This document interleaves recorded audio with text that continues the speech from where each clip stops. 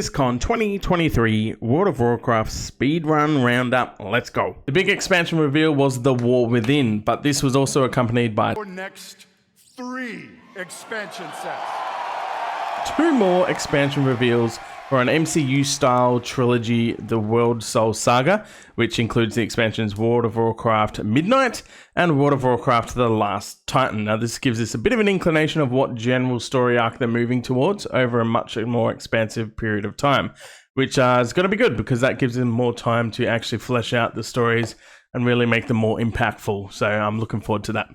Now, this is on contrast to the much more Black Mirror-esque kind of expansions we've had recently, where it almost feels like each one of the story beats was very self-contained. We're going to be heading into Underground Fissure, visiting Khazar, which will serve as our main city hub moving forward, with 4 new zones. Isle of Dawn, where Khazar will exist, and we have Ringing Deeps, Hollowfall, and Az-Kahet. Joined, as always, will be the 8 new dungeons of the expansion. They always seem to like 8. It's a pretty good, comfortable number. We'll have 4 leveling dungeons, being the Rookery for Isle of Dawn, Stone Vault for Ringing Deeps, Priory of Sacred Flame for Hollowfall, and City of Threads in Az-Kahet. Then we'll have our max level dungeons, being Cinderbrew, Meadery, Dark Flame Cleft, the Dawnbreaker, and Old City. Now, we'll have a new allied race. Obviously, as we get introduced to the new denizens, experience the story throughout, eventually we'll unlock the Earthen as a playable allied race. Now, this will be for both Alliance and Horde, which means quite literally we're going to have a dwarf race for the Horde finally. Now, the level cap will also increase. This will go up to level 80, and we'll also have our first raid of the expansion that got introduced to us again with the magic number of 8. New raid bosses. Good, comfortable, medium, not too many, not too, short. And that'll be the Naruba Palace, and yeah, again, with 8 bosses. Now, we'll have dynamic flying coming to basically all or vast majority of the old flying mounts that have existed previously. It'll also include Drakthir's Roar ability and the Druid flight forms. Now, the name of the game, giving that much more freedom and much more account-wide focus for, respecting the player's time, so to speak. Reputations in War Within will be completely account-wide, and they'll also start getting retroactively applied starting from Dragonflight and slowly moving their way backwards, as Ian explained. Now, this will be facilitated by this new systemic concept of a warband. And basically, a warband is the new system in place or feature that essentially just means all your characters on your account are connected. This will go beyond just reputations or achievements. It'll be bank space with reagents, for example. You'll have a centralized one bank for all your characters on your account. Currencies and that as well will start going account-wide. So they're really trying to push for that single unified sort of account-wide status to, again, respect your time, right? And keeping in theme with that, Transmog is now completely unlockable cross-armor type. So as a plate wearer, I can run through, whatever old legacy raid that I want to do. And although I didn't get any plate gear, I got heaps of cloth and leather. Perfect. They're going to be unlocked in Transmog now. Absolutely highly demanded change that has been asked for quite some time now, and they're delivering on it. Cannot complain with that. The additional cherry on top as well is that there'll be certain content that will have your typical loot pool that you're expecting to get. Let's say I'm doing a Mythic Plus dungeon and I'm hoping to get the 2-hand weapon of some description. Cool, that's fine.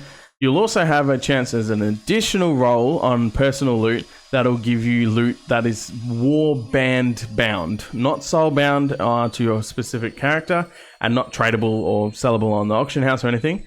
But you're able to trade it to other people in your warband, which just means anyone else on your account. That'll drop it a slightly lower eye level. So let's say I didn't get my awesome 2-hand axe that I wanted, like Gorehow, for example, in Dawn of the Infinites. But I did happen to get a caster trinket. I can't use it as my warrior, but I can literally send it to one of my alts, for example, at a slightly reduced eye level. Absolutely awesome system to come in there. Really going to be helpful to gear up some alts. Guilds are now completely becoming cross-realm and cross-faction, all integrated. It's purely anyone on the region basically can be within a guild. Now, the addition on top of that is that also reflects on Mythic raiding. So from day dot, Mythic raiding will be completely cross-realm and cross-faction. They still have to lock this kind of stuff to the region, obviously, and I think that shouldn't really ever be tampered with because I wouldn't want European players playing on US servers. That's probably too much on the ping side of things.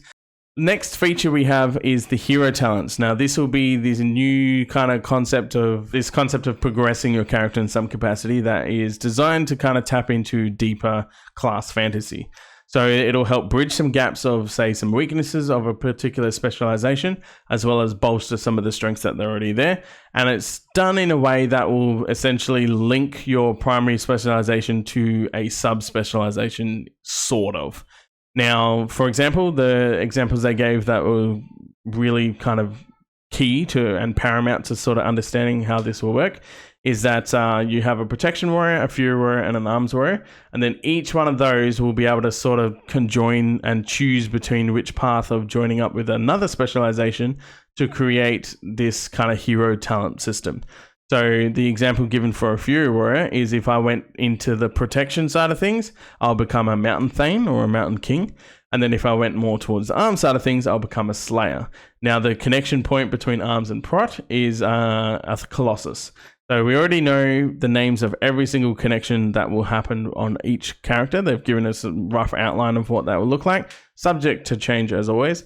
But the warrior ones, a Fury that's dabbling in protection or vice versa, protection to Fury, it will be a Mountain King or a Mountain Thane. And then Fury and Arms connection will be the Slayer, and then the Arms protection connection will be a Colossus. The example they gave in terms of how that will tangibly change is we get 10 talent points to put into these, again, given over the course of leveling up to level 80. And then that will allow some certain choice nodes to make, mostly passive, but maybe some active changes where relevant.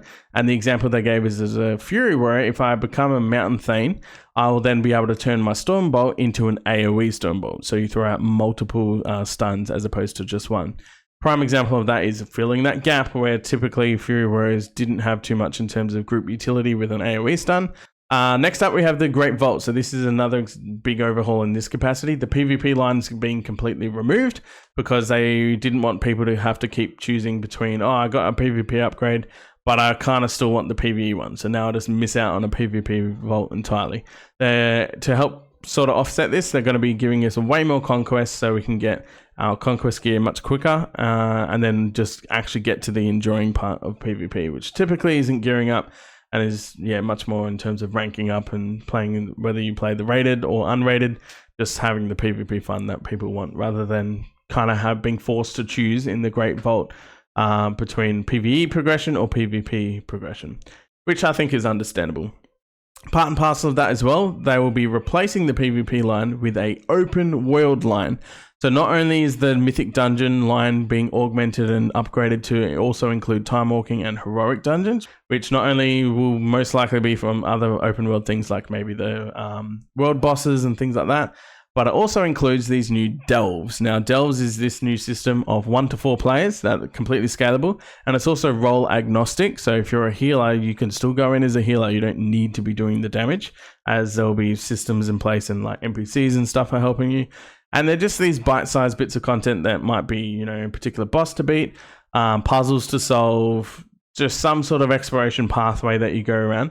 And this also has seasonal progression tied to it, not only just from your generic mounts, transmogs, things like that, but you can actually get gear from this, and you can upgrade the quest, the chests that you get at the end of the delve that you're doing, and also these delves will upgrade over time. If you've already been to a cave that you had to flesh out with some kobolds, the next time you come back, the earthen are already there fighting the next wave of kobolds, and you're getting better loot for that.